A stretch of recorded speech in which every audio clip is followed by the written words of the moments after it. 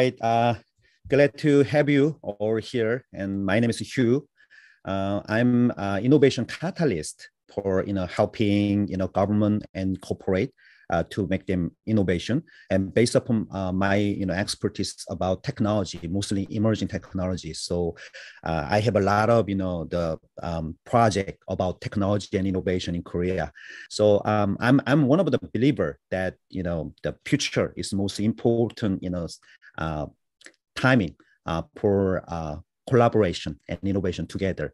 So I am that kind of person, and also I have been Burning Man 2016 and 17, so it was really amazing, the milestone for my life.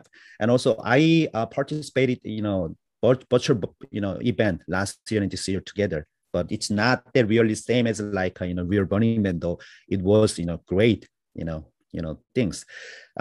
It's really honor to have you all here together and listen to your thought and experience together. It is totally huge, probably the stories for Korean audience for ZER01 project. So I love actually title of the ZER01 because ZER01 means that 0 to 1, something something we make that from the scratch. Nothing at all, but we make something for the first time. So probably last year, Doug and Athena, Stephen probably have a same experience.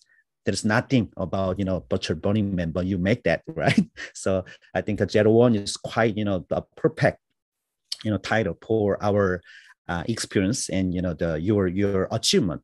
And also the theme for this year of ZER01 is the playground. So playground is for artists, for innovators, for creative minds, or whoever.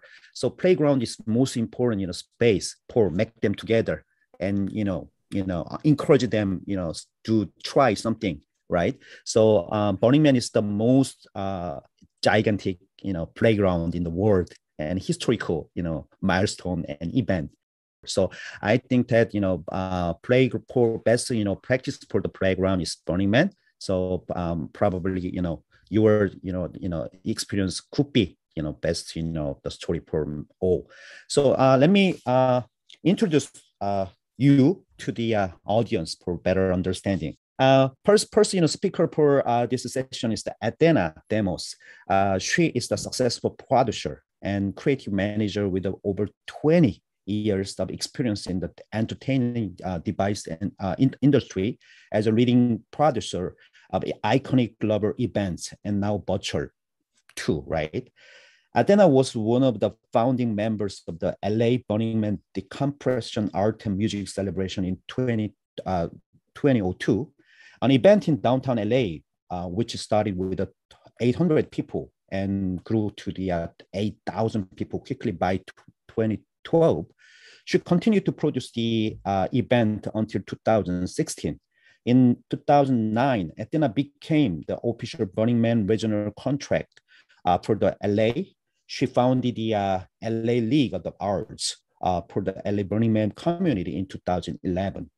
She has nurtured the LA Burning Man community for over 15 years, producing newbie orientations, film festivals, local bonds, and civic projects and local schools. She continues to foster community and facilitate the creative process globally as a founding member of the BRCBR. That sums it up, really, honestly. That pretty much sums it up really, really well. And of course, I've done so much more to that, but within the realm of the Burning Man community, I've been a live event producer for many years and now a virtual live event producer. Great. Okay. Now it's time to introduce Doug Jacobson. He has been a film industry since he graduated from USC Film School in the 90s. Over the course of his career, he has written, directed, and edited several festival award-winning narratives and documentaries. Out of film school, Doug began documenting of the LA underground scene of the 90s, which led to attending Burning Man in 1998. The insanely visual environment inspired the dog to begin photographing and filming Black Rock City and related event. Soon he became active in the LA regional community and a camp leader. Eventually, he made a classic Burning Man documentary, A Journey to the Flames, which has sold and been screened both nationally and internationally. Doug is also one of the camp leaders of the Black Rock Yearbook, arguably one of the largest and longest running photography projects in Burning Man history. A lover of technology and new ways of storytelling, Doug has been spending time in VR, shooting 3D videos and helping build and guide other users through alternative realities in digital spaces. I love it. Welcome, Doug. Because I see in 3D, I just thought I'd shoot in 3D. All right. We have last speakers, Stephen Blumenfeld, actually from Burning Man Project. Stephen is Burning Man Project new CTO with the background in media technology, from building studios to mastering the first cities. Stephen spends his days and nights contemplating the technical issues humans face every day. Always on the forefront, he fell in love with the early computers and even programmed on a 2080. While working in a Hollywood studio, Stephen built some of the first computer graphics system using Macs, and he built and ran the first MPEG compression facility in the US and early video networks for GTE. Jumping into the 2000s, he became CTO and general manager of Winamp, where he really kicked the Elma's ass before heading to first into the startup world. After a number of interesting startups, he began as the CTO of the Current TV, the citizen journalist cable channel headed by former Vice President Al Gore. Stephen only born was in 2012, and he helped lead this year and last year's virtual, Burning Man. Welcome. It's amazing. Well, thank you very much. First, I want to say Athena and Doug are pillars of Burning Man, and I think they hold a near and dear place in the organization, as well as their foresight and thinking around what a Burning Man environment is in a new virtual world. I actually lead the technology team at Burning Man, and I have responsibilities for everything from websites to Salesforce to virtual tours and digital strategies. And my true passion really is making everyone I work with better and making sure that work is really a playground for experimentation and fun. Amazing. It's quite similar to my philosophy though. I love Stevenson, the expertise and experience. Okay, now we're gonna start our discussion. Let me begin with the first question. First question was that tell us about your Burning Man story and how it started. From Athena. My Burning Man history started in 1999. It was the first year I went to Burning Man and fell in love with it. I felt like I was home. I felt like I found my tribe. I was more comfortable there in that incredibly harsh environment than any other place I had been. And I found a sense of family within the artists. And for me, to the core of my being, I'm a muse. So I like being in service of the creation of art to help facilitate the creative process. And Burning Man fueled that. A few years later, I was asked by a very dear and close friend of mine, Mark Bava, to come and help produce the very first LA Decompression Festival, which is a festival that happens a few weeks after the Burning Man event, so that everyone that went to Burning Man or couldn't go to Burning Man could come together in downtown LA and have a little flavor of Burning Man one more time for 13 hours. And little did I know in 2002, when we did that one event, that I would continually produce that event for 15 years and become the regional contact, like an ambassador of Burning Man to Los Angeles and to the LA community. And in that, I met some amazing artists, one of which was a virtual reality artist. And he got me involved in the whole possibility of a virtual reality Burning Man in Playa. But that was back in 2015. And we took it up to San Francisco, and it was just Google Cardboard, single user. And we showed it to Larry Harvey and Maid Marian and the board and Danger Ranger, just like all these characters. And they loved it, but they didn't see a purpose in it. And it really didn't have a purpose. So it got shelved. And then fast forward to 2020, all of a sudden, Doug was having a birthday and he wanted to have a great celebration, but COVID was hitting and everything was shutting down. So he went to our friend and said, hey, do you have some virtual reality things I can play with? And he's like, I got this old Burning Man thing in my closet. Maybe that'll work.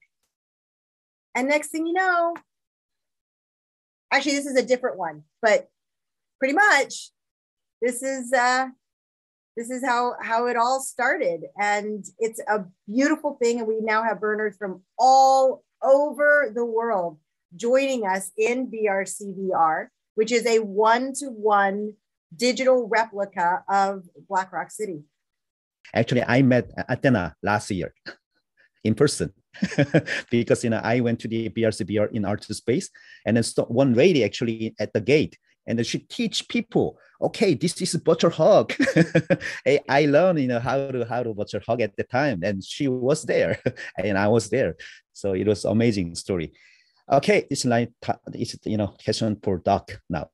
In the in the 90s, I was involved with a group called Moon Tribe, and they would go out to the Mojave Desert and set up a sound system in the middle of the night.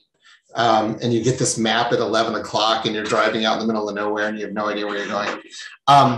Anyway, became very friendly with them, was shooting a lot of that. And then they all went to Burning Man. And so I, on a whim, just, they kept saying, are you coming? And then so I drove up with my buddy, and it was just on another level.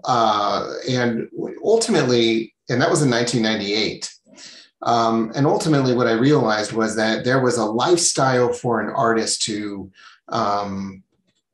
it was sort of a map of how to be an artist, but not take yourself too seriously. Your art is a gift. Most artists that I had encountered were in the commerce of art, but this was just playing big. And it just really, really showed me how you can be an adult. Keep in mind, I was in my 20s, but how you can be an adult and then also play big and then work big and play hard. And, your playground is your theme. And this was, wow, there's a playground. I can work hard and play hard and do big art and collaborate. And that was an aha moment there. And so every time, as I went to Burning Man, and I went like 16 times, I would change the context of what my Burning Man experience was. I was part of a theme camp, and then I was a part of a mutant vehicle, and then a part of a live stage show, musical act, and then I came back to a theme camp. So just changing the context of the kind of art you're doing at Burning Man helps keep it fresh. Like Athena said, I was shooting a lot of 3D video. I had an Oculus Go, and I was, playing it back. And then as COVID hit, I realized that I was screaming from the rooftops to all my friends, we should get into VR and have a party and hang out, because it is spatial. You can go over there and talk to your friends, and you can go over there and you have music, and it's just like you're there. And we had a good time. And once we uploaded this old, Burning Man, this rough draft Burning Man into Altspace, and we were standing there talking to each other on Burning Man, we realized this is the reason for this. This is the aha moment for this. This is the social connectivity that the solo experience, walking around on your phone or something and seeing things, was missing. So once we had that light bulb go off, just a few days later, within a week, Burning Man got canceled. And immediately Athena started calling everybody over there. telling them that they need to get on the digital bandwagon. And which they actually was like the worst squeaky wheel. It was just, She's they're the just like, worst. no, you have to listen to me. No, you don't understand. No. Yeah. She came out of the blue, you send her in and she came out of the blue. So, and things just rocketed from there. So that's sort of the story. Yeah, great. So I also, thought that, last year there was no, Burning Man event because Burning Man actually, never announced about, Burning Man real in specific. So, okay, probably cancel this year, but all of a sudden, Butcher Burn happened. So yeah. that sounds, great. Thanks to Doc. Okay. It's time for let's go question, Stephen. Same thing. So Athena's not the squeaky wheel. She's a well-oiled wheel. How's that? And very much appreciated. My story, I think, is a little bit different than most people. I was introduced to Burning Man in 2005 when I was a CTO at Current TV. And we got permission to go out to the Black Rock Desert and create TV-free Burning Man. It was the first live video of what was going on in the desert. I had to stay back in the studio as my staff headed out to the desert with video cameras and Macintosh computers and storage arrays and portable satellite dishes and a whole array of production. And it was actually quite a sight because we had to figure out how to hermetically seal all this very, very, very expensive production equipment that if we didn't do it, I was going to get in a lot of trouble for sending my team out to the middle of the desert and destroy hundreds of thousands of dollars of equipment. And so that was just my first foray into what Burning Man was. And I was kind of on the outside. I wasn't on the inside. I was on the outside. This team of techs and reporters descended on the playa and really created the first TV station out in the desert. And then in 2012, I got my chance to go and see it firsthand. Something that I had really only seen in a darkened production studio. And I was amazed first that all this could happen in the middle of literally nowhere. One day, because I went early because I was part of a build team. I helped with the network at the time. I saw it when there was nothing but dirt, nothing but playa. And then I saw it over the next 2 weeks grow into something that was absolutely amazing. The experience profoundly changed me, but it changed me in a way that I could never describe to friends and family. They just did not understand. I used to, when I had some friends who had never been and had asked me what it was, and I said, I can't tell you. I said, it's like there are 80,000 friends out there and you're all part of a carnival and you're just one of the carnies in the carnival. And, you're having a good time and you're learning new things and you're participating and meeting new people and just trying things that you would never do in your day-to-day life, right? I was welding in the middle of the desert. I never even knew how to weld before, and here I am learning how to weld metal together. That was great. That's one of my things I really like. But, then after 2012, life kind of got in the way. I was raising kids and earning a living. So I never really got back to BRC since then.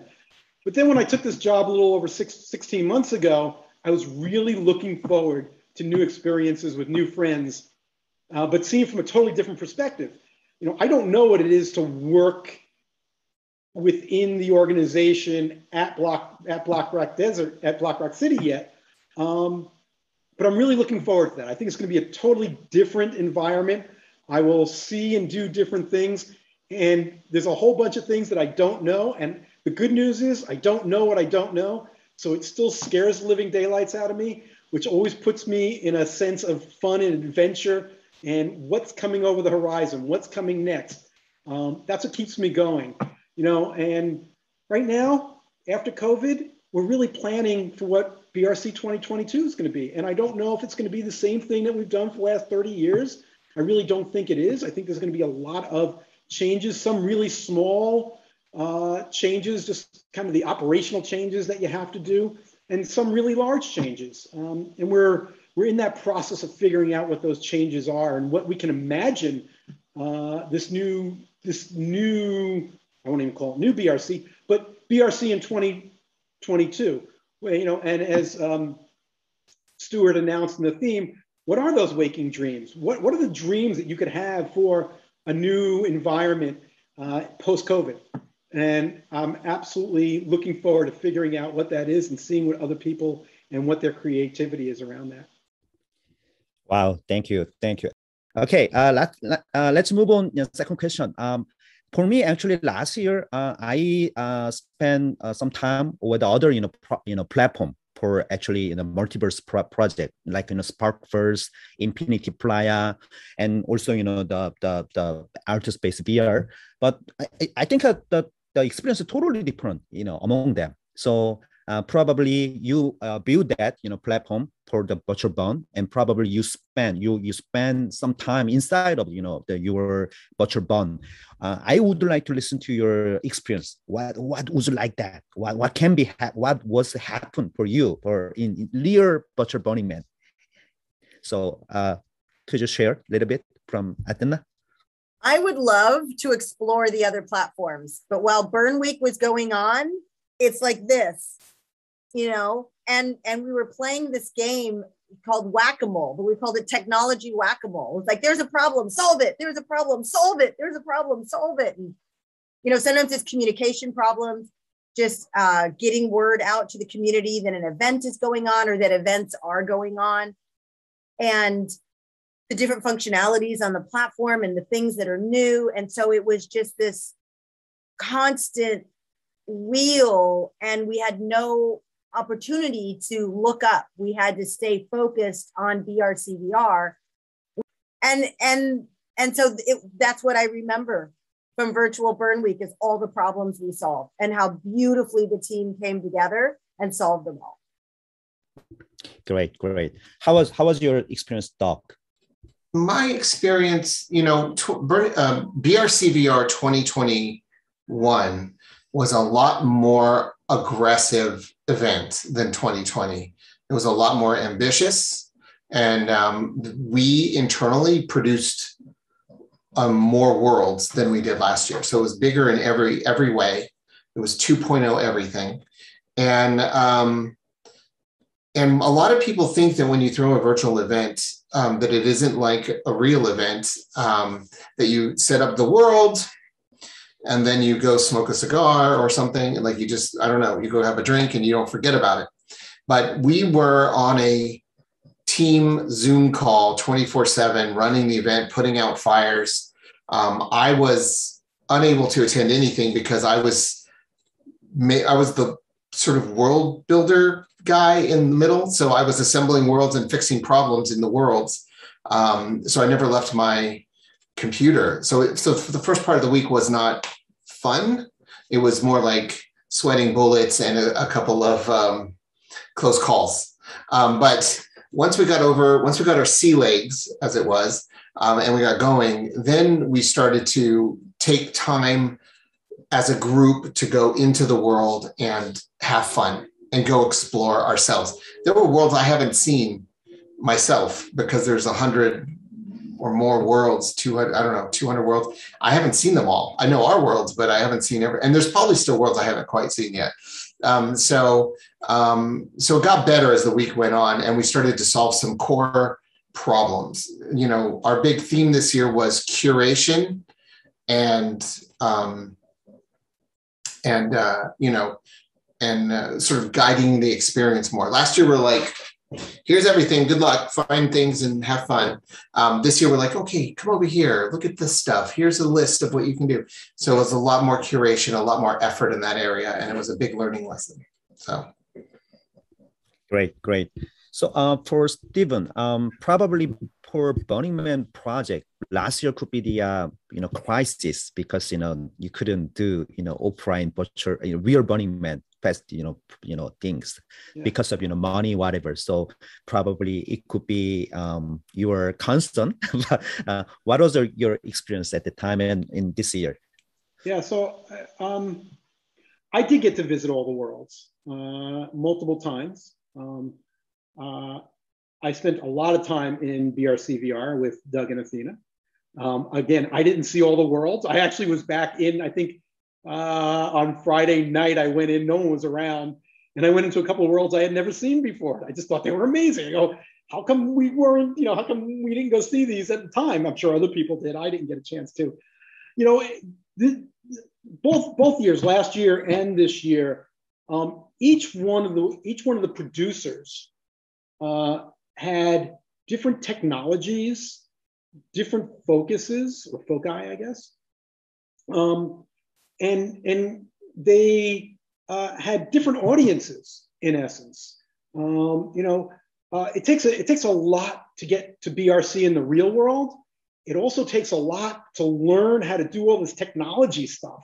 And it's hard, it's not easy. You know, in the case of AltSpace and BRC VR, you know, you got to get an account at Microsoft, you got to get an account at AltSpace, then you got to log in, then you got to remember what it was, and you have to go, you know, take your headset off and type some things in on your computer and your browser, and finally you get in, then you get to go build an avatar, and then you finally get in and meet people, right?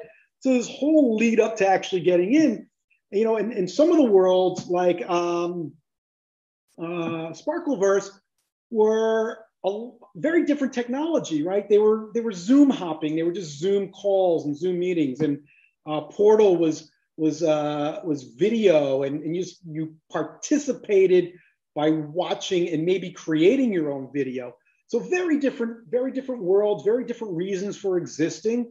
They all had their audiences, and they all had their distractors and their lovers and so forth and so on. You know, but overall, what was really interesting is that all the worlds really tried to stay true to the Burning Man principles and the ethos and the culture of Burning Man. Didn't always succeed. You know, I'll be the first one to admit that, you know, some of the worlds kind of strayed after, you know, and things happen, and we all raised our hands at various times and said, you know, started pointing fingers.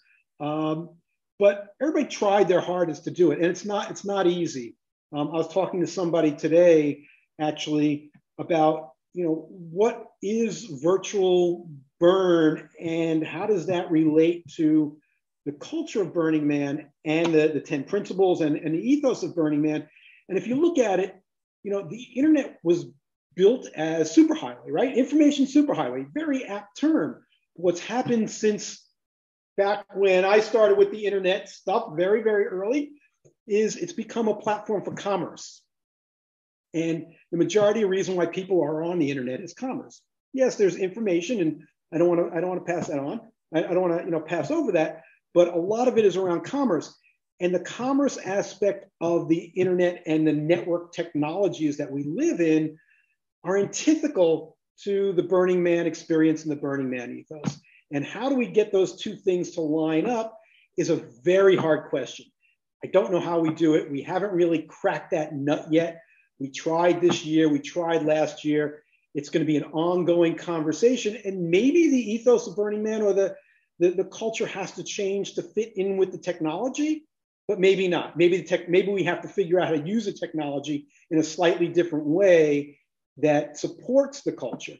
So I think that, you know, if I had to say that, that's probably the biggest thing that I came away from the virtual burn, is that there is just this dichotomy between what the internet is and what broadcast and what network technologies are and what they've kind of become with the Facebooks of the world and so forth, and what the Burning Man experience is supposed to be. Okay, thank you. Maybe it's time for technology to change into what we need as society and as humanity. Yeah. Yes. You know, it was information superhighway. It was commerce. Maybe it's time for community. You know, it's us being the product, you know, now of data generation. You know, I feel like, you know, we spent a lot of time trying to figure out how to get the Burning Man philosophy of 10 principles to fit into a digital space. And it's one of the most challenging things that we were struggling with. You know, I've seen other people sort of give up on some of the principles, but Athena, you know, she teaches 10 principles classes, and she's, you know, and we're trying to keep our eye on that ball, because we think if we can crack that, we can help get it to support itself, and we can help crack what Stephen is talking about. That's very good point. So let's dive into more deeply for that question, because you already covered that your thought though. Actually, this year of about BRCBR, I looked at the temple bond in the membrane is virtually actually bond like real Burning Man. So because of thanks to technology, we can make a the virtual space looks like real and step by step, right? But still, as Doug and Edna mentioned, the most important part is that how to make a really immersive and really similar make in real life, like culturally, like community, like the principle 10 principle. So please share your ideas or the thought about how to make virtual space, make them more immersive, make them more real world, to keep abide by 10 principles and make people real connected each other. And then probably most important part is that trust, right? How to make a trust network in virtual space. Please share your thought, Edna. When the first Saturday of every month, I have an open forum for discussion about the 10 principles. So while it's teaching a class on the 10 principles, I set the stage by saying that we're going to explore the principles, and that they're principles. They're not commandments. They're not rules. They're not laws. They're tenets. They're the way. They're the foundation for how we can be with each other. I often say to people, yes, these are the 10 principles of Burning Man, but when we get through with them, they're going to kind of feel like, the best that humanity can be. And people think that Larry Harvey wrote them and gave them to us, but what he was really doing was describing the way the community was already being, so that there was a foundation for new people that came into the community to understand what they were getting involved with. And different organizations and different companies have taken the principles and applied it to their community standards or their business practices. AltSpace is one of them. When AltSpace was created, one of the creators was a burner, and he utilized not all, but some of the principles and baked them into the community standards.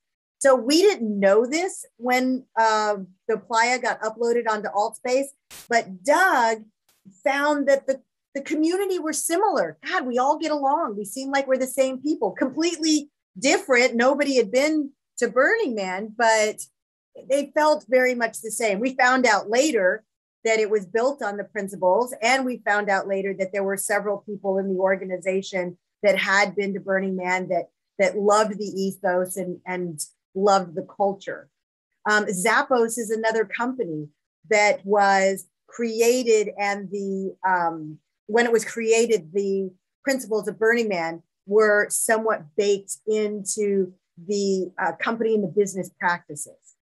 So what I teach is an accessibility to these principles so that other people can take them and make them their own, whatever parts of it that work within their lives, both physical and digital.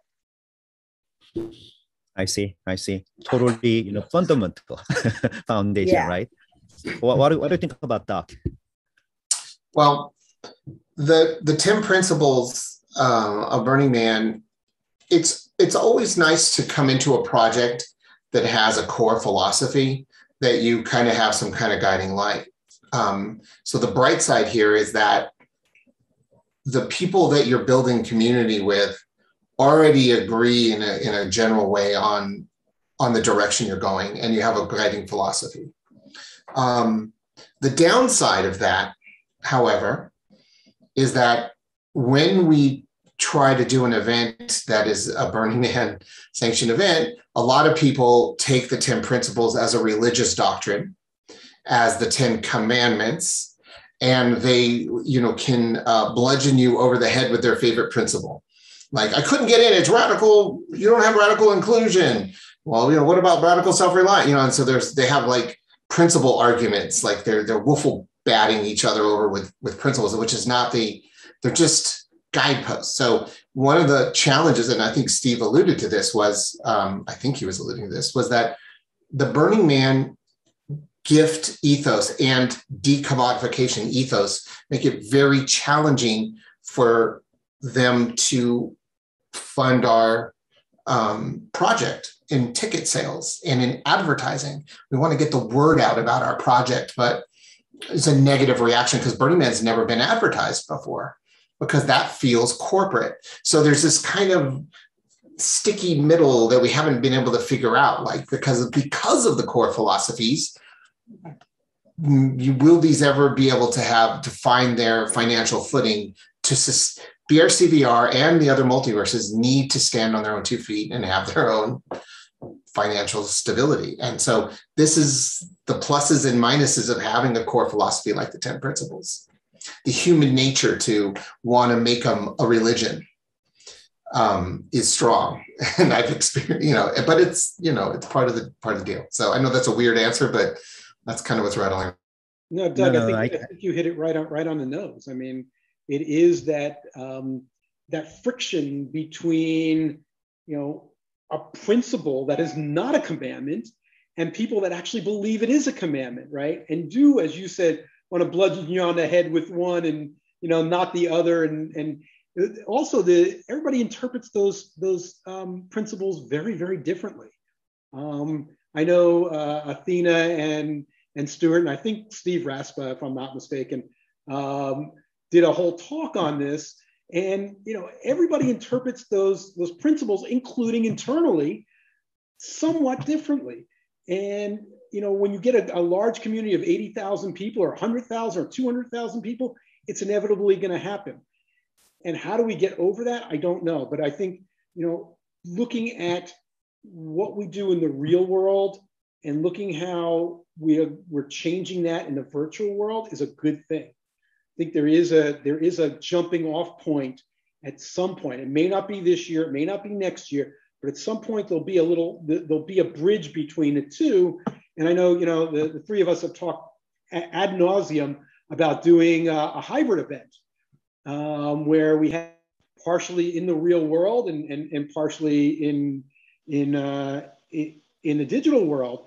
And we were really looking forward to doing that this year. And of course, without the real world event, we couldn't do it. I don't know if that's going to solve the problem or just create a new problem, but we won't know until we get there and try it out. So again, I'll play into the word game here. It's that playground and that experimentation that we're going to have to do. Even with the principles, there is that sense that it's constantly changing and it's a constant thing that you have to reinvent or rethink what they mean in the context of the world today, not in the world of Larry Harvey 10 years ago. They change over time. And I don't know if that really answered your question, but it's just something that's been on my mind for quite a while. How do we get there? I don't know, but there are a bunch of people like Doug and Athena and some of the others that are really thinking about it and are really going to help the world and the org get to another place soon, hopefully. There may be more new principles that are more related to a virtual space that don't, we joke about leave no trace, a Mupatar, like an avatar that got left in your thing, and we kind of make a joke about it, but, maybe that one isn't, as virtual, maybe it's, on and on. So I would say that the number one principle that we struggle with the most is the decommodification principle. That's a made up word. And it is, and it doesn't mean what everyone thinks it means. And it is the most relevant to our entire project. So, and Athena and I and Steve, debate this one, not debate, but, discuss it. And it is the most challenging principle to get people to understand. But one of the most fun things was the wiping of Playa in 2021, when everything was done and we wiped it clean and there was nothing. So the MOOC concept actually worked really well, both physically as it does, and it also worked in the digital world. And it was kind of like an anchor point for, okay, we're done. It's now time to put this to bed, and we'll start thinking about the next year. From this moment forward, we're thinking about the next year and what happened last year was a great experience, and we all experienced something, but new experiences start happening from now on. Yeah, I don't want to make it sound like I'm trying to delete that principle specifically. I'm a big eco fan, and you know, I know. And by the way, it's leaving, right? No trace. It is. It's leaving no trace that you did in the past, and then you're done with leaving trace. It's a continuous act. Yeah, all the principles are actions. All of them are a do or a do-ocracy. So it's something you do or you don't do. It's leaving no trace. And it also speaks to trolling, because when people come onto the platform and they troll somebody else, they scream obscenities, or they, you know, be disruptive to an event or to a quiet moment, that's leaving a trace, and it's leaving a negative trace. So the leaving no trace is really leaving no negative trace, and be mindful of how you are in the space, that we are all conscious beings in our avatars. We're not toys. We're not fake. We're not cartoons. We are real human beings, flesh and blood. And we take our consciousness and we put it into an avatar. And that avatar is now a representation of who we are. And we should be treated with respect, and we should treat others with respect in the digital space. And I believe that leaving no trace speaks to exactly that. She just made my point for me. She just redefined, in a way, one of the principles into the digital space, where it's not the toxicity of a troll is toxic sludge. So thank you, Athena, for. I think it is quite interesting discussion, because I already think of same question in my mind.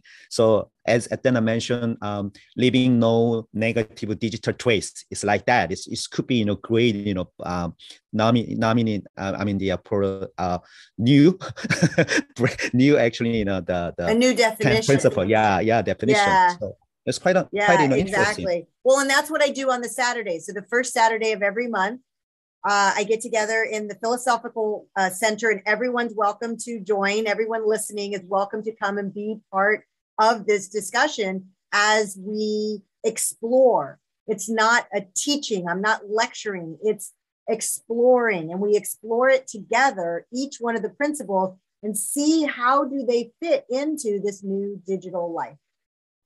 Great. And I highly recommend we send him the talk with Stephen Raspa, and because those are the guys who made the principles, and you get a lot of insight, really, really great insight. So. Yeah, let's keep discussing about the new 10 principle for the virtual space. All right. Yes. So, Stephen had something. Yes, Stephen. I'll say, should we mention VEST and how Rangers come into play, and how they really help the community, and they're there to support that community feeling, and and some of the issues that they face as any as anything would happen when you get that many people together at one time. Some interesting things, and I don't have the numbers for this year yet, so I won't start repeating them, but I do remember some of them from last year. There were people that were hurting really, really bad last year in the depth of COVID. And the Digital Rangers were there as support. They're trained, I don't know what the word is I'm looking for. Athena, Doug, help me with this one. But they're trained in conflict resolution. Thank you. Yes, and they're also trained in harm reduction. That's what I was looking for, harm reduction. We had a number of suicidal ideations that occurred. Yeah. I don't know if there were any this year, but I know there were some last year. And they were able to deal with those even in a virtual space.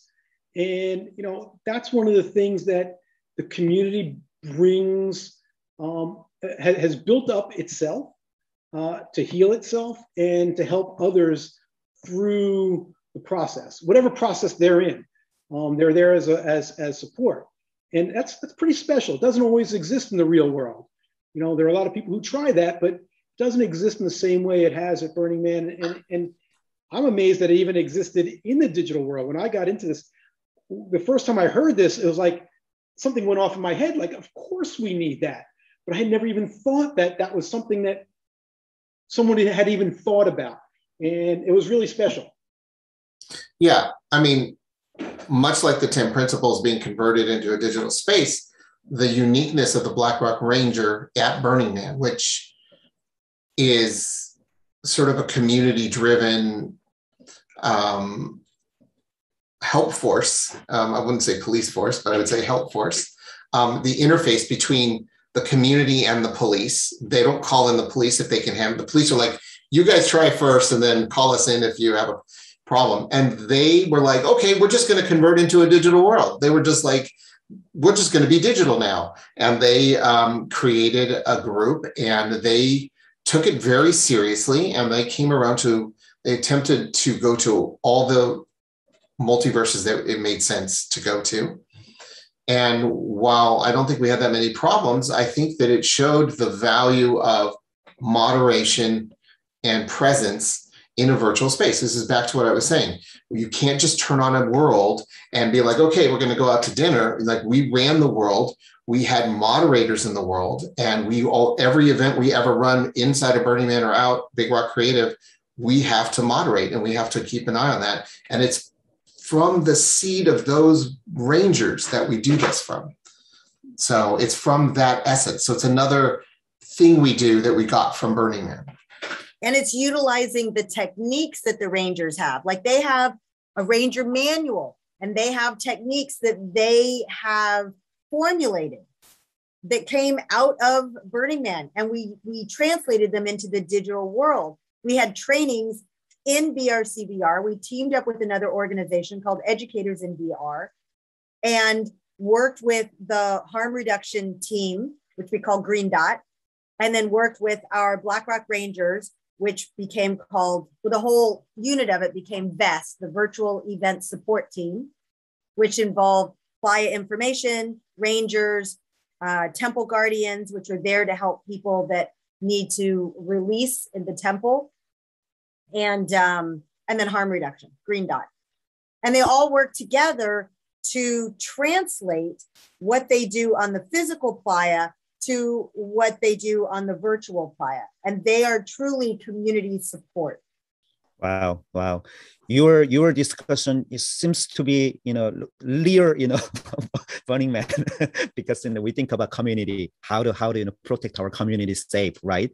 And then think of Rangers and probably the first aid, the step whatever. So I think it's quite important point that we have to keep going on thinking, right? So it's super important, because as we bring humanity into the digital age like this, yes, having a connection to our humanity is super important. Yeah. And that's what all these elements that we've brought into BRCVR from our physical playa do. It's the opposite of Altamont. Okay, so actually, Stephen opened another question. Actually, previously he's mentioned after COVID-19, what happened? It's real Burning Man and virtual Burning Man. So please share that plan or thought a little bit more about it. Yeah, well, that's really an interesting question. You could imagine there was a total upturn and reimagining of what the Burning Man project is and how we work to support our community. With the event being canceled in 2020, the organization really faced a big question. And the first was really, how do we present ourselves to the community? And how, what do we look like in this digital age, in this Zoom age? I think we're still trying to figure that out. We haven't figured that out yet. COVID has really changed even the way we work as an office. And so, in this new world, we're having to think about things in a very different way. And in 2022, we're in the process. Well, I should say in 2021, before we decided to cancel the event, there was a team of us that formed the COVID task force. And we looked at everything. We looked at, how do you take a vaccine, and how do you look at at vaccine cards and what do they mean and how do you avoid fraud and do we test everybody that comes in? And what are the policies that we're going to have? And we're just kicking that off again because now what we thought in 2021 is now very, very different for 2022. In 2021, there really was no digital ID. Things were just starting up. There was Clear and IBM were just starting their health pass and a number of the others. And now those things exist. And we haven't made a decision yet on the policy for 2022. But if we mandate that everybody either has a vaccine or takes a test, we have a bottleneck. And what's interesting about Burning Man, I think if you read the newspapers or the magazine articles, it's always portrayed as this liberal bastion of crazy people, right? But the reality is, it is a wide swath of America and the globe. It's not even America. 1/3 of the population of BRC is usually international. So it's a wide swath of every kind of liberal and Republican and conservative and Democrat and you just name it, and someone or a group of people fit into that. So we don't. And so the hard answer is we don't know yet what we're going to do. We're in the process of trying to figure that out. I thought we had a really good plan for 2021. We may use that same plan, although it may even be a little bit easier now that more people are vaccinated and we've got some more information than we did in 2021. But it's still to be determined. And I think, as we go along, I'd love to have this conversation in 2 or 3 months about this very, very specific thing. And I'd actually like to get feedback from the community. What do they want to see? Do they want to see us test everybody or, mandate a vaccine card? Or, one of the things that some friends had done about midway through last year was they had a big camp out. And everybody wore wristbands. And, if it was a green wristband, it meant, hey, you're okay to come up and hug me. If it was a yellow wristband, it's like, stay 6 feet away and we could talk. And if it was a red wristband, it's like, I'm going to stay in my tent, you stay in your tent, and we'll talk over, we'll yell at each other, right? That kind of thing. That may be a viable way to move forward with this way. We're taking into account how people feel about their safety and about what they feel in the COVID and where they are, where they are in their thinking on this. So it will be really interesting to have this conversation in a couple of months and see where everybody is, because it literally changes every single day. Even the technology changes on a daily basis, as we know. Yeah, it looks quite challenging.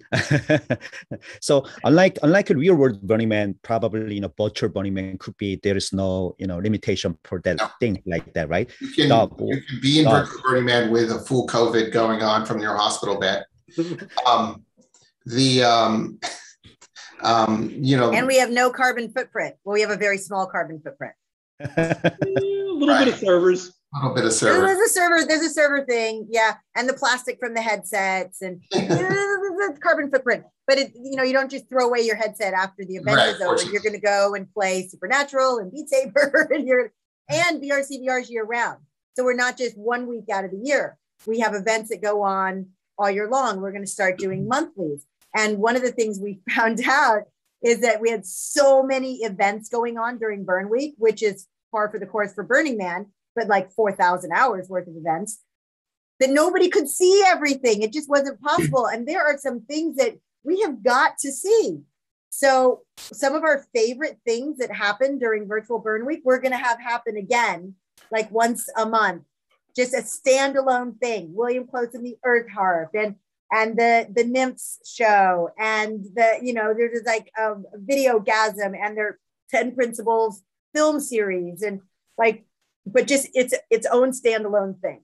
Yeah, because we learned that you go to a festival and there's 5 stages. You go to Coachella and there's 7 stages or whatever, and there's art.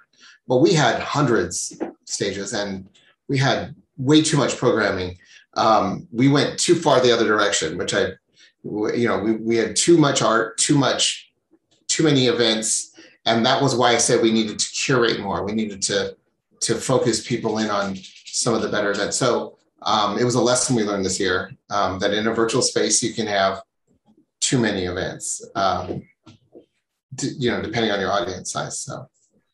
Yeah, Athena, when you mentioned nymphs, and you remember earlier I said on Friday I went back in and saw some things I hadn't seen before. Nymphs was one of them. And I was absolutely blown away. It's like, I missed this? I would have loved to see this with more than just me wandering around this world and figuring it out. It was gorgeous. There's a show. There's an actual performance that happens in that space with these Russian sisters that make those dolls, and they puppet them in virtual reality. And I had tears in my eyes. It was so beautiful. And it's so far beyond what you normally see in virtual reality. And I was blown away. We were all waiting for AltSpace to do their major update, which happened today. And then everyone's sort of fixing their worlds, the little things that didn't quite transfer right. And then we're going to start programming out. But yeah, Nymphs was one of my absolute favorites. All right. So we actually have covered most question there. So by the way, I have just one more question for you actually. Probably this year, maybe next year, 2022, probably Real Burning Man has a plan to do Real Burning Man again. And virtual BRCBR actually do hybrid type of new event. So I would like to ask you about what's your plan, what's your thought about it, and in the end, probably you have to mention about what is the difficulties and challenges for doing that. So probably technically or socially or culturally, whatever. So please share your thought from Doc, please. Oh, okay. Well, one thing we realized was this year is that as COVID recedes, in America, Labor Day is one of the most traveled and busy holidays of the year, one of the top 3. So it is the most challenging week you could pick on the calendar to do an event, maybe Memorial Day, Labor Day. And as we went through this year, we realized we don't need to do this event during Burning Man. We're going to go to Burning Man. I polled our whole crew and on a big team Zoom, and I said, okay, who's planning on going to Burning Man? And everybody raised their hand. And I realized we wouldn't have anyone left to run the event. So what we want to do is we want to move BRCBR to like November. We want to go to Burning Man and capture the feelings and the videos and the moments, and then we want to do it when everyone's home, missing decompression, missing Burning Man, and have more focus, because we think that we can recreate the playa really nicely if we go. Now we'll still have a hybrid stuff going on. We'll still have a world with a stream or, talking to people 2 ways, or you hit a button in our world and it causes a flame to go off at Burning Man. It's hybrid moments like that. We're still going to strive for, but we're all going, and all of us, the whole crew, and we're having a camp, and we're gonna make it happen, right, Athena? What did I leave out? Yeah, absolutely. And certain key events will be streamed into VR so that those that can't be on playa can stand on playa. We had this year. We had a giant screen on our virtual playa showing what was going on at Renegade Burn. We would put the feed on it. So we'll do the same thing. We'll put a screen like where the man is on the virtual playa and show the man burn and show the temple burn and show some of the art burning. And that will be going on virtually while the physical event is going on. But the massive multi-day, multi-world event is going to happen like middle of November. And it serves 2 purposes. One, people who went to Burning Man will get to enjoy the virtual. They won't get left out. Radical inclusivity. And they'll get to relive their favorite moments. For those that can't go to Burning Man for whatever their reason is, they can enjoy the virtual twice. And we can all be together, physical and virtual in the hybrid, and then experience it again a couple months later. And so that is what our plan is for 2022. Yeah, we're just waiting for the right moment to tell Steve Blumenthal we're going to do this. Well, and then we might need a satellite truck. Okay. I heard it loud and clear on the recording that you did last week with the debrief with the team. So it wasn't just me, by the way. No, it was actually everybody. It was everybody. Yeah, I think to do them at the same time is hard. And you know, like you said, people don't want to be stuck in their home with their computer or their VR headset. I'll say even this year, you know, as opposed to last year where I was happy to stick my VR headset on and be on, I don't know how many hours I was in the worlds last year, multiple hours over the course of the 2 weeks. This year, I would say it was probably about half, and it's my job, right? But I was probably on half or maybe a little bit less than half because it was beautiful outside and I was able to go out and see people. I was tired of being on a computer. And I think that next year that's even going to be, you know, extended past the United States, right? Into the rest of the world, hopefully. Hopefully we'll all get back into the world. And so I do support that. I don't know what, you know, I don't know how that's actually going to work yet. Because I really do like this idea of the hybridity of having something in real life and having it in the virtual world. And as Doug said, he knows I love this idea of having a button box in VR and hitting that button box, and on some art car, some flames getting thrown. You know, I'd sit there and I'd hit it like 10 times just to see the flames out there, right?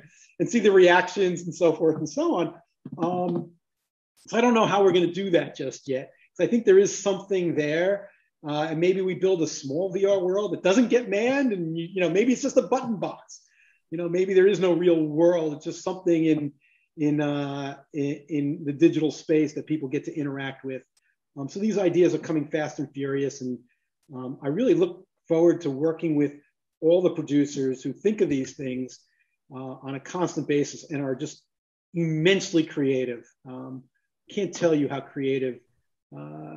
You know, the people who work with Doug and Athena, the people who work with Sparkleverse and Infinite Playa and Dusty Multiverse and Portal and everybody else. They're just, you know, the community itself is extremely creative, and this is just a new tool for people to be creative in. It's great. So you know, during this talk, I feels like I am now at the real, you know, playa, because this looks like a real, you know, fire chat each other. So I'm really, you know, looking forward to, you know, seeing you in person in Dusty Playa too. Though, by the way, it's a great time. Actually, you know, Burning Man's dream is like, you know, make 365 days. It's like a real home, like, right? So we have a 1 week in a real Burning Man at the, you know, the Black Rock Desert. Though we have another 300 days in virtual playa, right? So our dream could be, you know, come true in the you know, near future for hybrid things in coming soon. What a inspiring and heart-beating, you know, closing comment. Thank you for sharing your great stories and insight and experience for audience for the ZER01. We actually spent 1.5 hour discussion, but it looks like, you know, only 20 minutes. It's like a TED talk. So yeah, good luck editing that down. All right. So I look forward to. I wish we could, you know, gather together in Playa again. Willing to come to Korea. Of course, you know, please, you know, contact me whenever you have a chance to come to Korea. Yeah, we are living in hyper-connected, virtual, real world at the same time. So thank you for all, and hope to see you soon again. And then stay strong, stay safe. Thank you. Thank you. Thank you.